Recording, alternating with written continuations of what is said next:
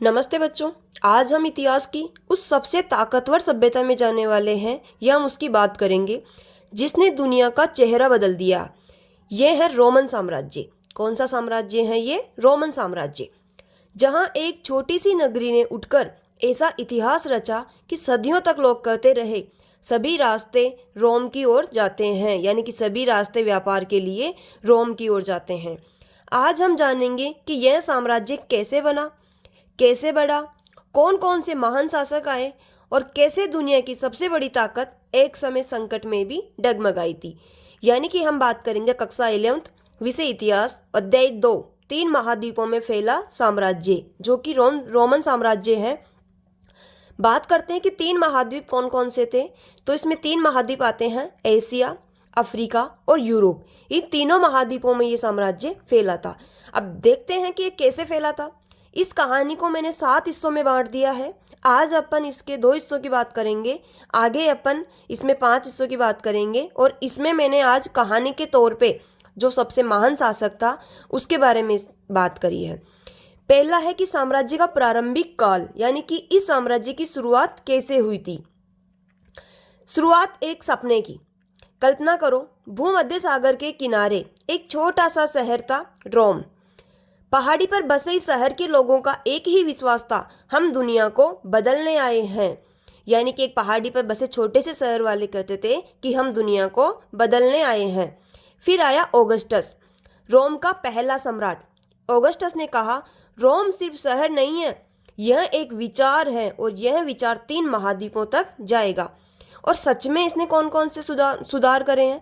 मजबूत सेना का गठन किया, बेहतरीन सड़कें बनाई, व्यापार की चमक और कानून की ताकत।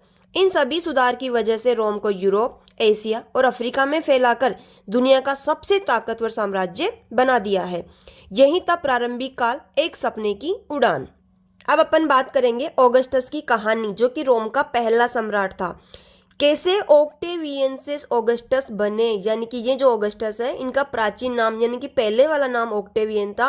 अब ये ऑक्टेवियन से ऑगस्टस कैसे बनते हैं इसके बारे में अपन बात करेंगे।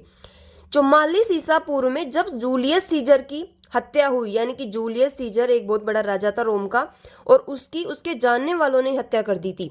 तो जूलियस सीजर की हत्या हुई, पूरे रोम में खलबली मच गई। यानी कि जब इसके जानने वालों ने, यानी कि इनके अपने ही मिलने वालों ने जब इसकी हत्या कर दी थी तो पूरा रोम डगमगाया था कि अब क्या होगा।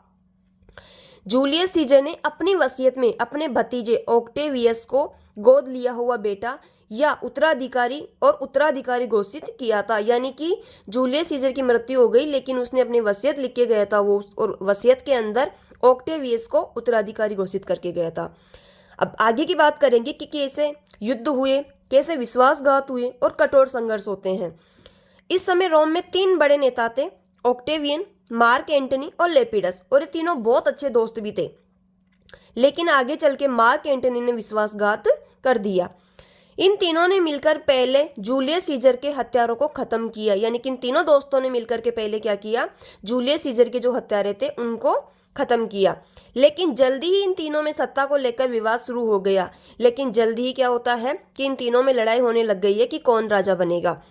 मार्क एंटनी, इसी के चलते मार्क एंटनी मिस्र की रानी क्लियोपेट्रा के साथ मिल गया। यानी कि जो मार्क एंटनी था वो मिस्र की रानी थी क्लियोपेट्रा, उसके साथ में जाकर के मिल गया। इसका ऐसे धोखा देने से रोम के लोग डर गए। यानी कि जैसे इसने धोखा दिया तो रोम के लोग डर गए कि कहीं ये रानी क्लियोपेट्रा के साथ मिलकर के रोम के ऊपर अटैक नहीं कर दे और हम सबको खत्म नहीं कर दे। ऑक्टेवियन ने जनता का दिल जीत लिया और 31 ईसा पूर्व को एक्टियम के युद्ध में एंटनी और क्लियोपेट्रा को हरा दिया। यानी कि ऑक्टेवियन ने सभी जनता को संबोधित किया कि हम युद्ध करेंगे और जीतेंगे, और उन्होंने लोगों का दिल जीत लिया। तभी होता है एक्टियम का युद्ध, जो कि 31 ईसा पूर्व में होता है। किस किस के बीच में होता है? ऑक्टेवियन और एंटनी प्लस क्लियोपेट्रा।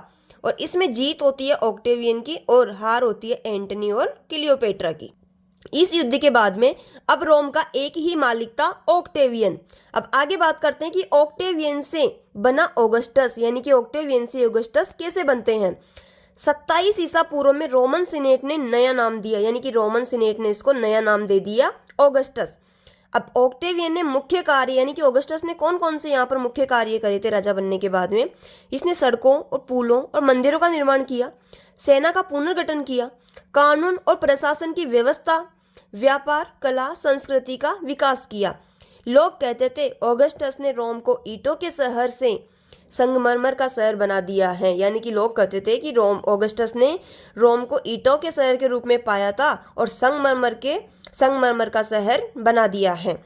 14 ईस्वी में ऑगस्टस की मृत्यु हो जाती है और ऑगस्टस को वहां की जनता जो उपाधि देती थी वो थी देवतुल्य ऑगस्टस।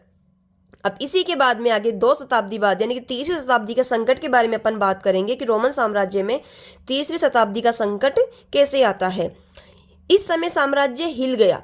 समय बीतते ही रोम की कहानी में तूफान आने लगे। 235 से 284 ईस्वी के बीच में अपन बात करेंगे। लगातार इस समय में युद्ध हो रहे थे, सम्राटों की हत्या हो रही थी और सेना में बगावत हो रही थी और व्यापार रुक सा गया था। सड़कों पर डर था, सीमाओं पर दुश्मन थे। यह समय रोमन इतिहास का अंधकार युग भी माना जाता है। वेरी वेरी इंपॉर्टेंट क्वेश्चन आ सकता है कि अंधकार युग कौन से समय को कहते हैं? 235 ईस्वी 284 ईस्वी के बीच में। फिर आए 2 महान सुधारक डायक्लोशियन और कॉन्स्टेंटाइन, जिन्होंने रोम को फिर से खड़ा किया। अब अपन कल के वीडियो में बात करेंगे डायक्लोशियन और कॉन्स्टेंटाइन की एक कहानी के रूप में। जैसे अपन ने ऑगस्टस की कहानी जानी है वैसे ही अपन कॉन्स्टेंटाइन की कहानी भी जानेंगे। इसके लिए आपको सेकंड पार्ट का इंतजार करना होगा। जब तक आप चैनल को सब्सक्राइब और लाइक जरूर करें ताकि आगे आने वाला नोटिफिकेशन आप तक पहुंच जाए। धन्यवाद।